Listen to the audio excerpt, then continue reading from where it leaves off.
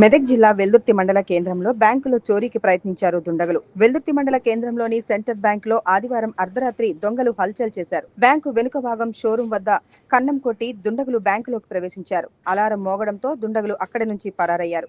ఆదివారం అర్ధరాత్రి వేళ బ్యాంక్ సైరన్ మోగడంతో దుండగులు అక్కడి నుంచి పరారయ్యారు. ఆదివారం అర్ధరాత్రి వేళల్లో బ్యాంక్ సైరన్ మోగడంతో ఒక్కసారిగా అప్రమత్తమైన స్థానికులు పోలీసులకు సమాచారం అందించారు. ఘటనా స్థలానికి చేరుకున్న వెల్దుర్తి పోలీసులు విచారణ చేపట్టారు. విషయం తెలుసుకున్న తూప్రాన్ డీఎస్పీ నరేందర్ గౌడ్ ఘటనా స్థలానికి చేరుకొని విచారణ చేపట్టారు. గుర్తు తెలియని దుండగులు చోరీకి ప్రయత్నించడంతో బ్యాంకు సిబ్బంది ఇచ్చిన మేరకు కేసు నమోదు చేసి దర్యాప్తు చేస్తున్నారు. ఆదివారం అర్ధరాత్రి వేళలా బ్యాంకు వెనుక భాగం గోడ ధ్వంసం చేసి లోనికి ప్రయత్నించిన దుండగులు లాకర్ వద్దకు వచ్చి చోరీకి ప్రయత్నించగా ఒక్కసారిగా అలారం మోగింది. దీంతో అక్కడి నుండి దుండగులు పరారయ్యారు.